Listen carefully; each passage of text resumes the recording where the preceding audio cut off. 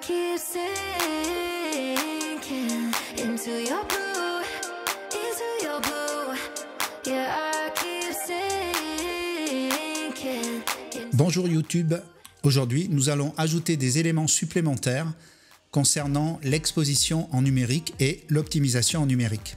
C'est parti! Comme vous le savez maintenant, vous pouvez accéder à une vidéo gratuite qui vous donne des informations sur la direction du modèle et pour ça il vous suffit juste de cliquer sur le lien qui se trouvera sous la vidéo. En photographie, on utilise du 12, du 14 ou du 16 bits. On va parler du 14 bits parce que c'est la solution la plus répandue actuellement et puis c'est relativement simple à comprendre comme ça. Je vous le rappelle parce qu'on en avait déjà parlé, un capteur numérique est un élément analogique. Ça veut dire que c'est un élément qui ne délivre pas d'informatique directement. Ce n'est donc pas du numérique. Un capteur d'appareil photo délivre un signal électrique qui est modulé par la lumière qu'il reçoit et donc ce capteur transforme la lumière en électricité. Et puis derrière, il y a un process qui va permettre de transformer ces signaux électriques en données informatiques. C'est ce qu'on appelle la conversion analogique numérique. On va partir du principe qu'on divise le spectre lumineux depuis les basses lumières jusqu'aux hautes lumières en 5 zones. Et lors de la conversion analogique numérique, le système va répartir les informations sur ces 5 zones.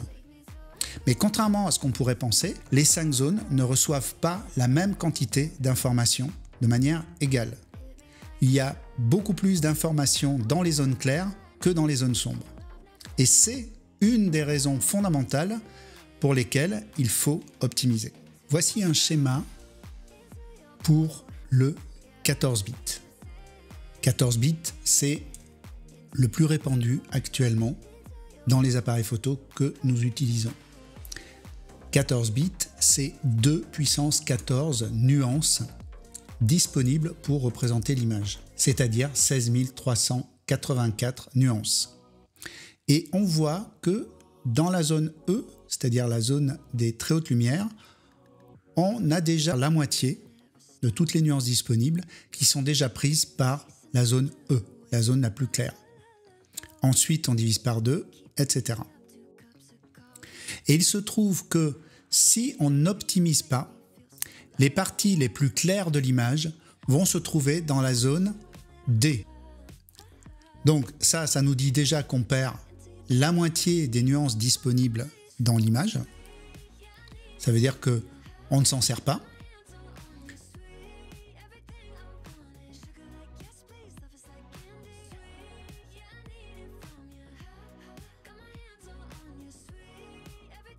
Si vous photographiez un couple marié avec une robe blanche et un costume noir pour le marié,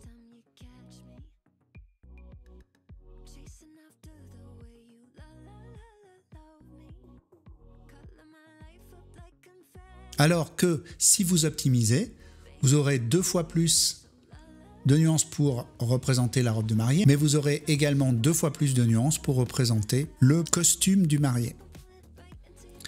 Donc voici une photo qui a été faite à Saint-Tropez en Golden Hours le soir et vous voyez que cette photo ayant été optimisée à la prise de vue,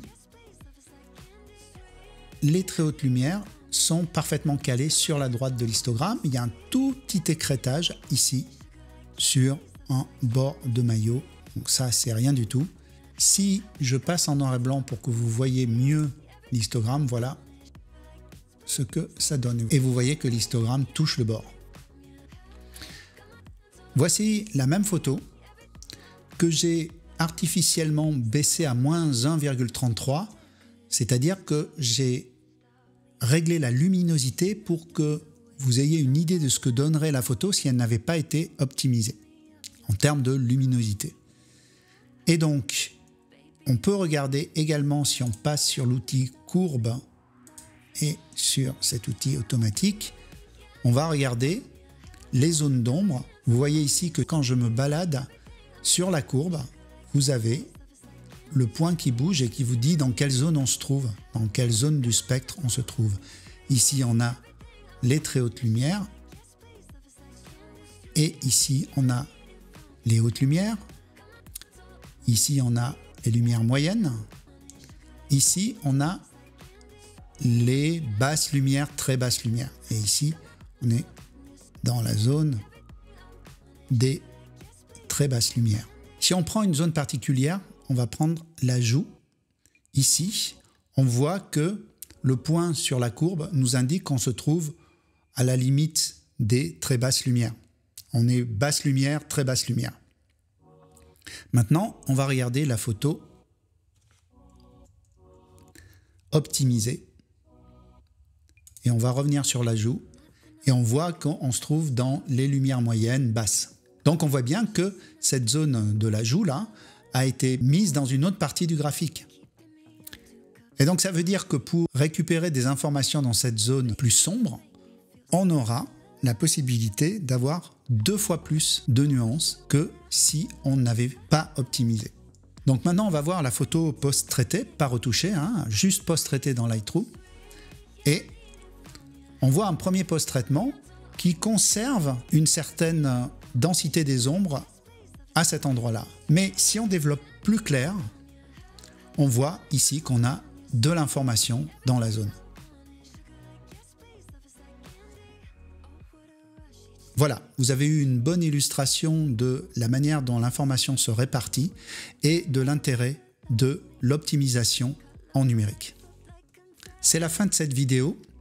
Je vais vous mettre en lien toujours le même tutoriel, celui que vous avez déjà vu sur la vidéo précédente et qui vous explique en détail l'optimisation numérique.